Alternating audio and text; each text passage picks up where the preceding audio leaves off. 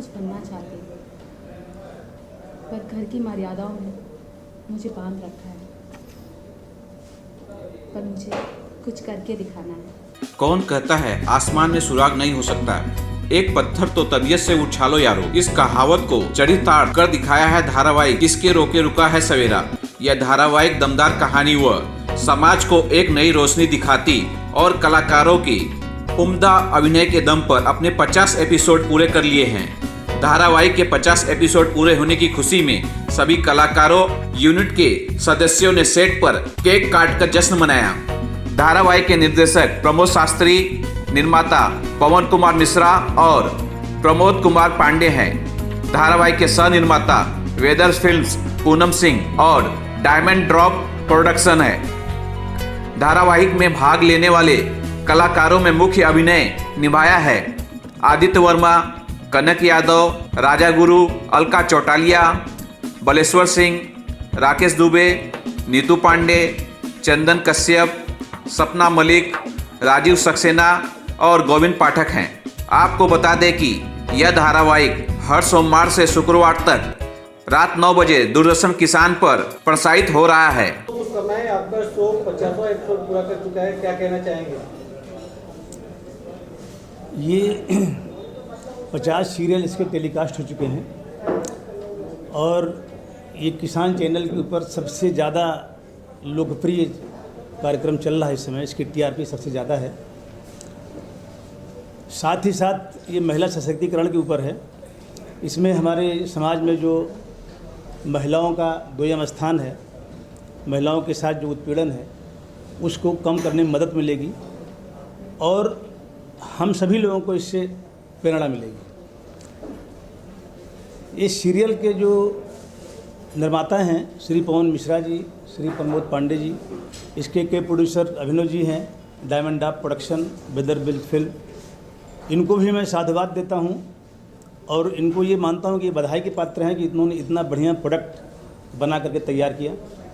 साथ में मैं किसके रोके रुकेगा सवेरा कार्यक्रम के ऊपर जितने भी लोग काम कर रहे हैं, जितनी भी टीमें हैं, टीम के जितने भी मेंबर हैं, कलाकार हैं, कैमरामैन हैं और बाकी बहुत सारे लोग हैं जो ये सब मिल करके काम कर रहे हैं, मैं उनको भी बहुत बहुत ज़्यादा बधाई देता हूं कि उन्होंने इतनी मेहनत करके इतने कम समय में इतनी बढ़िया चीज़ हमारे सामने ला के रखी है, जिससे हम चाहें तो हमारे समाज को एक रोशनी मिल सकती है। साथ ही इसमें ग्रामीण विकास कैसे हो, गांव में जो हमारे बेरोजगार लोग हैं वो गांव में ही रहकर कैसे रोजगार पाएँ, गांव से उनका शहरों की तरफ पलायन कैसे रोका जा सके। गांव में छोटे मोटे जो मुद्दों को लेकर लोग आपस में लड़ झगड़ते हैं, अगर वो लड़ झगड़ने की जो प्रवृत्ति है वो अगर कम होती है तो गांव का विकास किस तरह से हो सकता है, गांव कैसे अपने पाँव पे खड़ा हो सकता है। इन सब चीज़ों के बारे में ये सीरियल हम सभी लोगों का एक प्रेरणा स्रोत बन करके सामने आया है। मैं दोबारा से पवन मिश्रा जी को, प्रमोद पांडे जी को और उनकी समस्त टीम को, सभी कलाकारों को दोबारा से साधुवाद देता हूं और बहुत बहुत बधाई देता हूं और ये उम्मीद करता हूं कि आगे भी वो इस तरह से मेहनत करते रहेंगे और इस सीरियल को लोकप्रियता के चरम पर ले जाएंगे, ऐसा मेरा विश्वास है। उन लोगों को बहुत बहुत बधाई, बहुत बहुत शुभकामनाएं। वैसे मैं इस शो का निर्माता भी हूँ और निर्देशक भी हूँ, कहानी भी मैंने ही लिखा है। साथ में ये हमारे निर्माता मित्र पवन मिश्रा जी, सूत्रधार तो आप लोगों के सामने ही बैठे हैं। चाचा जी की ही ये प्रेरणा थी कि इस तरह का हम कोई शो बनाएं और जमा करें, शायद लोग पसंद करेंगे। हमने उसका पालन किया और नतीजा आप लोगों के सामने ही है। तो इस तरह से पवन जी शुरुआत से ही बड़ी मदद किए और पिलर की तरह हमारे पीछे खड़े रहे। तो जैसा इन लोगों ने उम्मीद किया था उसी हिसाब से जो है मैंने काम किया। लोग अप्रिशिएट कर रहे हैं और गार्जियंस को भी बड़ा अच्छा लग रहा है, तो ये तो मेरे लिए बड़ी अच्छी बात है। सो जहाँ तक हम जैसे नेटफ्लिक्स और अपना यूट्यूब और प्लस प्राइम टाइम का शो है डीडी किसान पर आता है, फिर अगले दिन डीडी किसान पर 12 बजे आता है, तो 2 बार टेलीकास्ट होता है और जो कमेंट्स लोगों के आ रहे हैं, जो अप्रिसिएशन आ रहा है वो काफ़ी संतोषजनक है। तो इस तरह से काम कर रहे हैं और काफ़ी अच्छा ही कर रहे हैं। और आज हमारे बीच में श्री एन मिश्रा जी, चाचा जी हमारे गार्जियन हैं, आए तो ये हमारी खुशी थोड़ी सी डबल से भी ज़्यादा हो गई है। तो ये बड़ी खुशी की बात है, गार्जियन है हमारे, और जब बड़ों का आशीर्वाद मिलता है और इस तरह का सारा काम होता है तो सफलता कौन रोक सकता है, सफलता मिलनी है तो चल रहा है। इतना लोकप्रिय सीरियल हो जाएगा जी ऐसा तो नहीं था। देखिए हम उम्मीद पर ही फिल्म इंडस्ट्री में लोग अपना जीवन बिता देते हैं यहाँ पर। जैसे कि बहुत सारे आर्टिस्ट, अभी कल भी हमको एक आर्टिस्ट मिले थे जिन 15-20 साल हो गया वो अपने जीवन में कुछ कर नहीं पाए। तो ऐसे ही हमारा भी था कि हम उम्मीद पर, चूँकि एक अच्छा चीज़ था, अच्छा मसाला था, चाचा जी का एक्सपीरियंस था कि बोले कि ऐसा कुछ करिएगा तो शायद आप सिलेक्शन में आ जाएंगे। तो ये बड़ा अच्छा रहा कि हमने वो सोच जो थी उसको हमने अच्छे से किया। और फिलहाल 5 साल लग गए, हमने 5 वर्ष पहले इसको जमा किया हुआ था, लेकिन कमेटी ने देखा, जो जूरी कमेटी वहाँ की होती है, बड़ा अप्रिशिएट किया। तो उन्होंने मुझसे पूछा भी था कि कितना लंबा आप ये शो या कितना ज़्यादा आप चला पाओगे इसको। तो हमने एक लैंडमार्क उनको दिया था। अब खैर उस लैंडमार्क तक वो मुझे ले जाते हैं, आगे एक्सटेंशन मिलता है नहीं मिलता है मैं नहीं जानता, क्योंकि ये चूँकि कमेटी का मामला है। लेकिन फिलहाल वो लोग भी बड़े खुश हैं इस बात से। इसकी जो कहानी है जी उसको कैसे आप लोगों ने चूज किया, उसके लिए क्या चाचा जी ने इस तरह की बताया? कहानियाँ रहती हैं। अब कहानी का मतलब था, कुछ मुद्दे चाचा जी ने जरूर सुझाए थे कि इस तरह के मुद्दे अगर आपकी कहानी में रहते हैं तो बड़ा अच्छा रहेगा। फिर वो मुद्दों को लेकर के मैंने बहुत सारा रिसर्च किया। रिसर्च करने के बाद फिर मैंने एक कहानी डेवलप करी। उस कहानी को फिर मैंने पायलट के रूप में कन्वर्ट किया। जो भी आगे का प्रोसेस होता है वो किया। सूत्रधार तो चाचा ही नहीं। तो इस सर, तरह ग्रामीण परिवेश को इसमें सजोया गया है और उसी को परोसा जा रहा है डीडी किसान को देख करके। जी। तो कितनी दिक्कतें आ रही आपको जो ग्रामीण परिवेश है उसको प्रेजेंट करने में? जी सर, जैसा कि मैं बता दूं आप लोगों को कि 20 वर्ष मैंने अपने जीवन के गांव में ही गुजारे हैं, और जो क्वेश्चन आपका है यही क्वेश्चन वहाँ कमेटी का भी था। तो हमने बोला कि हमको ग्रामीण जीवन का बड़ा अनुभव है, और यहाँ भी आया तो बहुत सारा संघर्ष करके ही यहाँ तक पहुँचा। तो वो सारा चॉल सिस्टम से लेकर के बिल्डिंग तक का भी सफ़र मैंने यहाँ तय किया हुआ है। गांव में भी 2 तरह की ज़िंदगी थी, जैसे कि एक एकदम ग्रामीण किसान की ज़िंदगी थी, और दूसरा हमारे ग्रैंडफादर काफ़ी बड़े व्यक्ति थे, तो लखनऊ शहर में वो रहते थे, तो शहर का परिवेश भी मुझे मालूम था। तो उस हिसाब से वो सबको मैंने वो करके उसको पिरोया।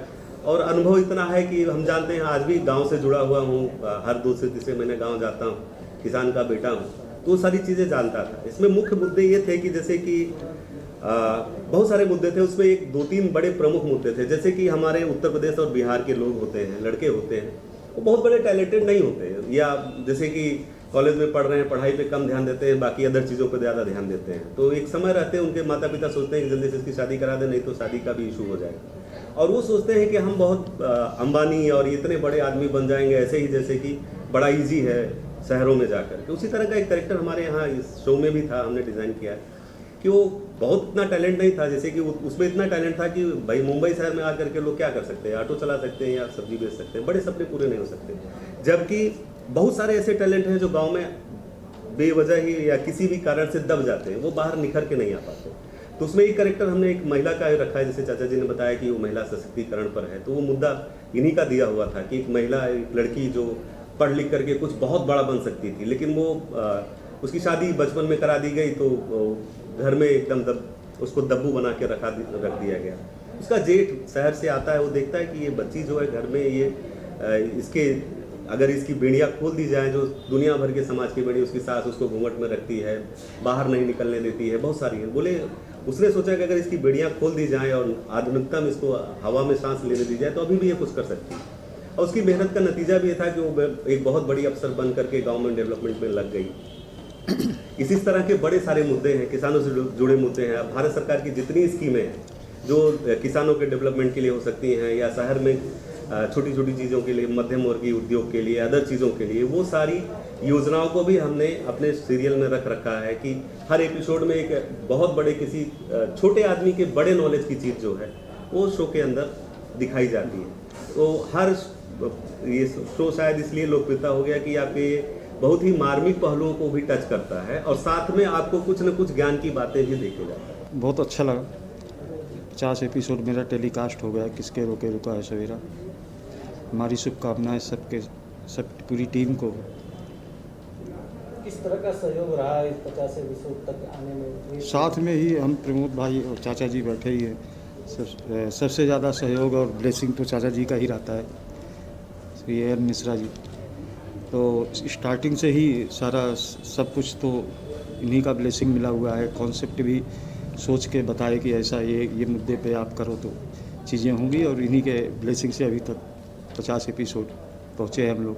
तो कैसा लग रहा है, आप क्या कहना चाहिए? बिल्कुल खुशी की बात है और सेलिब्रेशन कर रहे हैं हम लोग, क्योंकि इसमें सिर्फ हमारी मेहनत तो है नहीं, इसमें हमारे सारे क्रू की मेहनत होती है। जो हमारे कैप्टन हैं अपना प्रमोद शास्त्री, जो हमारे डायरेक्टर हैं, है ना, चाचा जी, इनके आशीर्वाद के द्वारा जो है ना इसकी बुनियाद रखी गई है ना। इस बुनियाद को जब रखा उसके 3 साल बाद ये जाके एक रंग लेके आया, और सबकी मेहनत से जो है ना 4 चांद लगे, सबने अच्छी मेहनत की। हमारे को प्रोड्यूसर साहब हैं अभिनव जी, है ना, पवन मिश्रा जी प्रोड्यूसर है, और सब लोगों का इतना प्यार है कि हम एक फैमिली की तरह काम करते हैं, और पता ही नहीं चला कि कब हम लोग इस मुकाम पे पहुंच गए, और आज हमारे 50 एपिसोड टेलीकास्ट भी हो गए।